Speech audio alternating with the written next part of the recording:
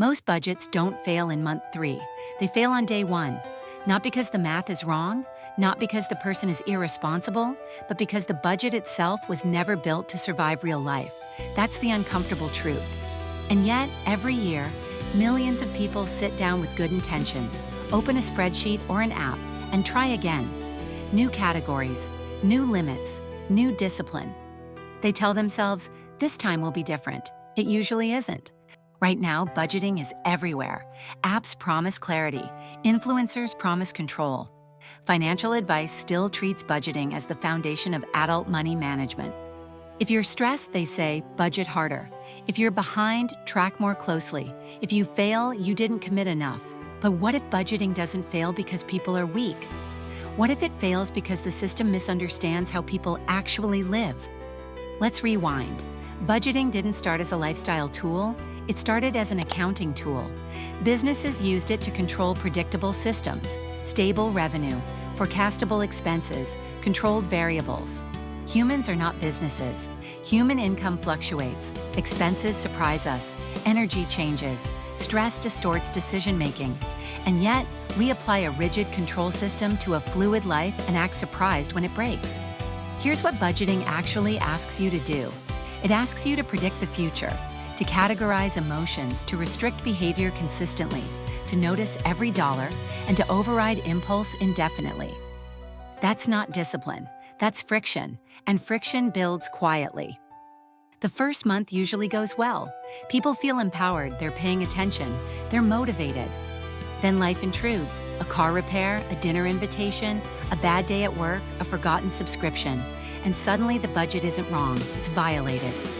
That moment matters more than most people realize, because once a budget is broken, it stops feeling like a guide and starts feeling like a judge.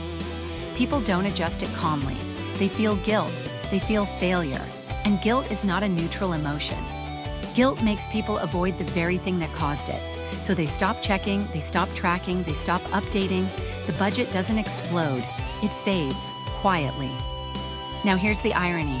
Most budgeting advice assumes that people overspend because they don't know where their money goes. That's rarely true. Most people know exactly where their money goes. Housing, transportation, food, bills, life. The issue isn't ignorance, it's rigidity. Budgets treat expenses as fixed categories. Life treats them as trade-offs. When something unexpected happens, a budget doesn't flex unless you redesign it, and redesigning feels like admitting failure. So instead, people break it and feel worse. Let's talk about the math nobody likes to say out loud. Budgets don't increase income, they don't lower fixed costs, they don't change inflation, they only redistribute stress. If your financial system is already tight, budgeting simply forces you to choose which discomfort you'll feel this month. Less convenience, less rest, less margin. That's not a solution. That's pressure management, and pressure accumulates. This is where budgeting quietly turns into self-surveillance. Every coffee becomes a decision. Every purchase becomes a moral test. Every deviation feels like weakness. People don't fail budgets. Budgets exhaust people. Now let's talk about incentives. Budgeting tools benefit from engagement, daily check-ins, constant logging, frequent interaction. But real financial stability doesn't require constant attention. It requires structural alignment. A system that demands daily willpower will eventually lose. Willpower is a limited resource. Stress depletes it. Fatigue depletes it. Life depletes it. Budgets pretend it's infinite. Here's another uncomfortable truth. Most budgets don't account for human behavior under stress.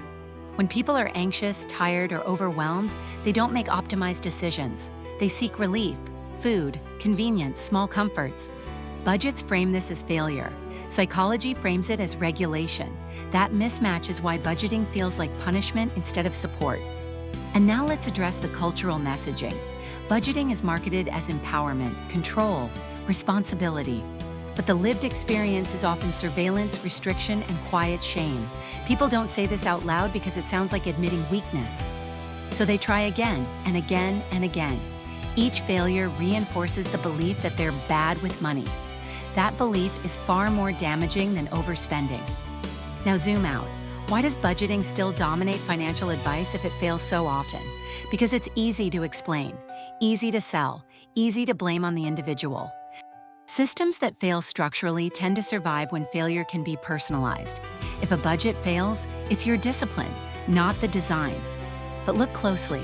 The most financially stable people don't budget tightly. They build systems, they automate, they reduce decision points, they protect margin. They don't track every dollar. They design flows that don't require tracking. That's the part rarely highlighted. Because systems don't look impressive, they look boring. Budgets look active. Systems look passive, but passivity is not negligence, it's design. Let's talk about time.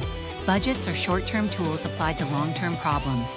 They reset monthly, financial pressure doesn't. A bad month erases progress. A good month doesn't solve instability. That creates emotional whiplash. People swing between control and chaos. That cycle is exhausting. Now add inflation. Budgets assume stable prices. Reality doesn't. Every year, the same dollars buy less. Budgets tighten without consent. People feel like they're losing control even when behavior hasn't changed. And again, the blame falls on the person, not the system. Here's where the tension rises. Budgeting doesn't fail immediately. It fails slowly, which makes it dangerous, because slow failure feels like progress until it doesn't. People stick with budgets long enough to internalize shame, but not long enough to achieve stability. That's the trap. And here's the final layer. Budgeting teaches people to focus on expenses, not structure. But expenses are symptoms. Structure is the cause. Income timing, fixed costs, debt obligations, volatility. Budgets don't change those. They ask you to manage around them. That's why budgeting feels like swimming upstream. And now the quiet question. If budgeting fails so consistently, if it creates stress instead of stability, if it depends on perfect behavior in an imperfect world, why do we keep treating it as the foundation? Why is the default solution always more control instead of better design? That question doesn't come with a neat answer, but once you ask it, budgeting never looks the same again. And maybe the real issue isn't that people fail budgets. Maybe it's that budgets were never built for people in the first place. I'll see you in the next video on Money Science AR.